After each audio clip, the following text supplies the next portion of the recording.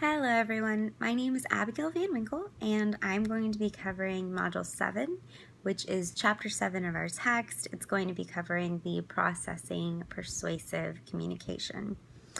So I am going to be talking about the elaboration likelihood model, specifically the peripheral processing path.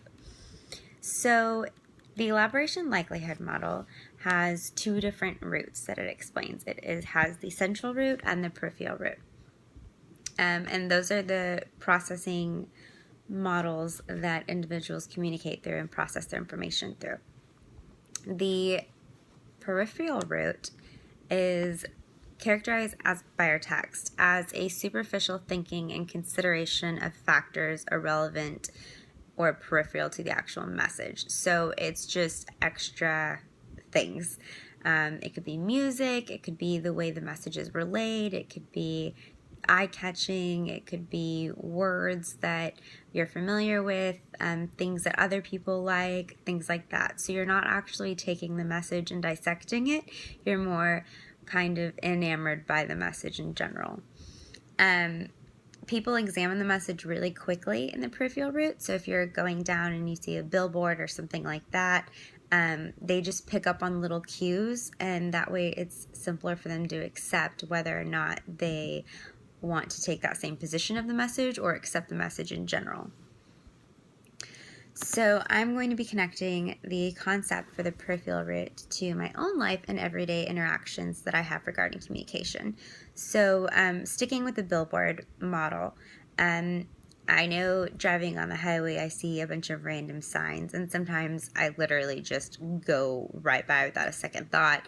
And then there are certain billboards that I continuously recognize almost every single part of my drive, and those are catching my eye through my peripheral route. So I'm processing that information that it's given me, and specifically, like I know Pappasito's has one on 410, and for some reason it's colorful, it catches my eye, it's a little out there, it's not black and white, and it's familiar to me. So for some reason, every time I pass it, that's just something that I recognize. And I know that they were doing like a happy hour or something with like half price fajitas, and for some reason that billboard catches my eye every time, and it's something that I was like, oh, okay, so I accepted that, and it's something that I have stored in the back of my memory for no reason at all. But if that same message were to come across, say, in a newsletter or in my mail, I might not have gone through and looked at it and researched what day it was and things like that. I would have just skimmed through it because it didn't catch my eye through my peripheral route that way. So I infer that because types of communication varies with different target audiences and goals, that the way we process that information is going to be different too. My grandmother might not care about a billboard on the side of the road, but she might read the newspaper and she might get her information that way, and she would process it through like a central route, as opposed to me when I'm driving and I'm busy and it just catches my eye and it's something I can look forward to.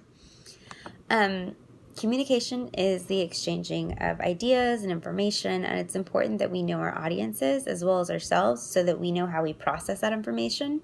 That way we're not looking for things that are irrelevant to us or things like that. We know what to look for. We know what we're interested in, and even if it is a peripheral route, there might be some things that need to be looked at a little harder and not just catch our attention like that.